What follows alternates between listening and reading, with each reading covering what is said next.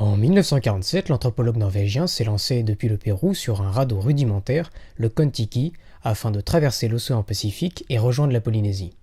Il entendait ainsi démontrer que les civilisations précolombiennes auraient pu réaliser un tel voyage. Mais l'ont-ils vraiment fait ?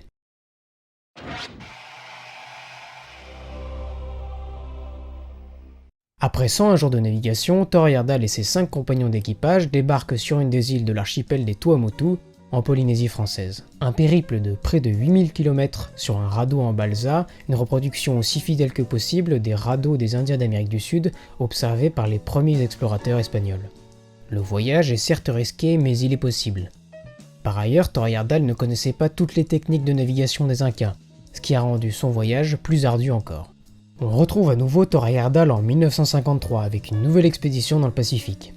Cette fois-ci, il a rejoint les îles Galapagos, situées à 900 km des côtes de l'équateur. Il y a découvert des poteries précolombiennes, on sait donc ainsi que les civilisations précolombiennes ont pu rejoindre des îles éloignées de leurs côtes.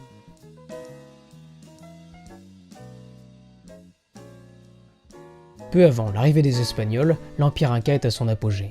En 1532, quand 180 conquistadors débarquent, ils conquièrent tout l'Empire en moins d'un an. C'est aussi l'année de naissance de Pedro Sarmiento de Gamboa, un des seuls historiens contemporains des Incas à les avoir rencontrés. Les Incas ne connaissant pas l'écriture, c'est Sarmiento de Gamboa qui va nous faire parvenir le récit d'un voyage légendaire à travers le Pacifique. Pendant son séjour au Pérou, il va interroger les descendants de la noblesse Inca, ceux de la famille impériale, ainsi que les conquistadors espagnols. Une véritable enquête à travers tout le pays.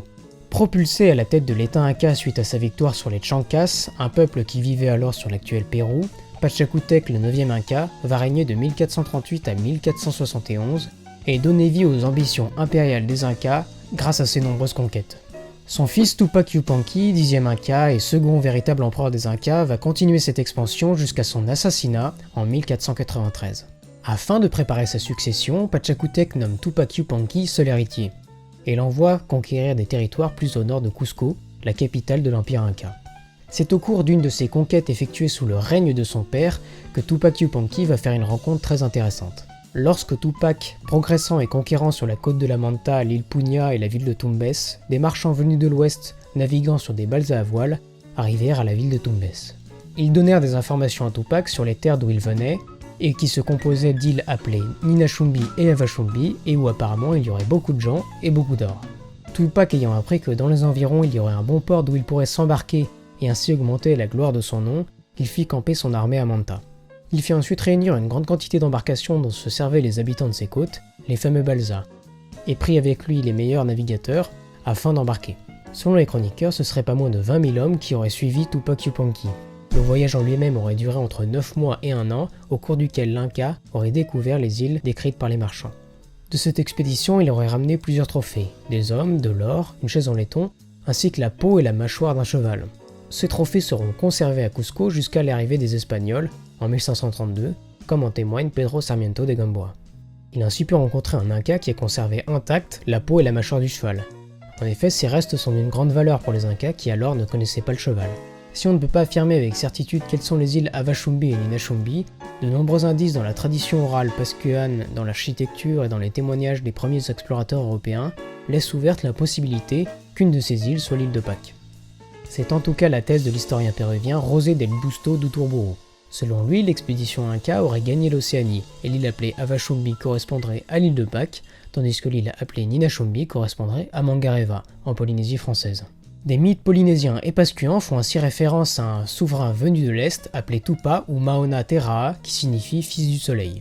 Désignation qui chez les Incas revient à leur chef de par leur culte au dieu soleil Inti. En ce qui concerne Rapa Nui donc, examinons les preuves qui indiquent un passage des Incas. Premièrement, la tradition orale pascuane fait état d'une seconde vague d'immigration, avec les Tangata, Ano et Épée, ce qui signifie hommes de race large, corpulente, solide. Par opposition en fait avec les descendants de l'expédition d'Otomatoa, qui se nommèrent les Tangata, Ano, Momoko, ce qui signifie hommes de race mince. Cette seconde vague d'immigration aurait introduit la coutume du perçage d'oreilles sur Rapa Nui, et on sait qu'avoir les oreilles percées est un signe de noblesse chez les Incas. Par ailleurs, la méthode pour réaliser ces trous chez les Incas est la même que celle constatée sur l'île de Pâques par les premiers explorateurs à y avoir séjourné. En ce qui concerne l'architecture pascuane, on peut trouver des similitudes troublantes avec celle des Incas. Et c'est le cas par exemple de certains aous, ces structures en pierre qui servaient à la fois de socle moai et de sépulture. En 1934, Alfred Métro écrivait ceci au cours de l'expédition franco-belge. Le chef-d'œuvre du travail de la pierre de l'île de Pâques est l'Aouvinapoux. Le mur faisant face à la mer est constitué de 2 rangées de dalles merveilleusement lisses, dont les bords se joignent avec une précision mathématique.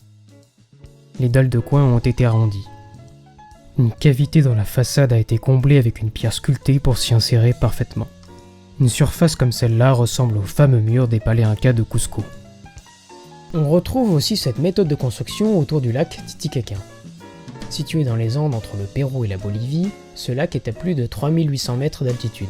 Il constitue le plus grand lac d'Amérique du Sud et aussi le plus haut lac navigable au monde.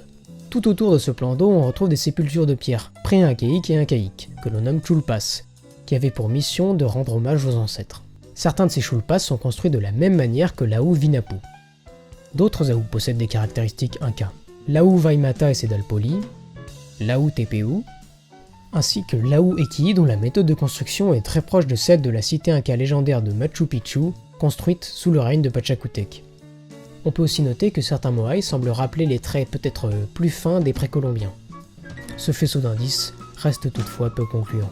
Les données archéologiques vont à l'encontre de cette thèse des 2 vagues migratoires. En effet, on n'observe pas de rupture dans la culture matérielle pascuane, et la dérive linguistique est linéaire par rapport à celle des autres îles polynésiennes. C'est-à-dire qu'on n'a pas observé de changement brutal dans la langue des Pascuans. Par ailleurs, on ne retrouve aucune trace d'équipement en métal des Incas sur l'île, alors que ceux-ci maîtrisaient fort bien la métallurgie. Ce qui peut sembler étonnant, alors que 20 000 soldats se seraient élancés sur les embarcations.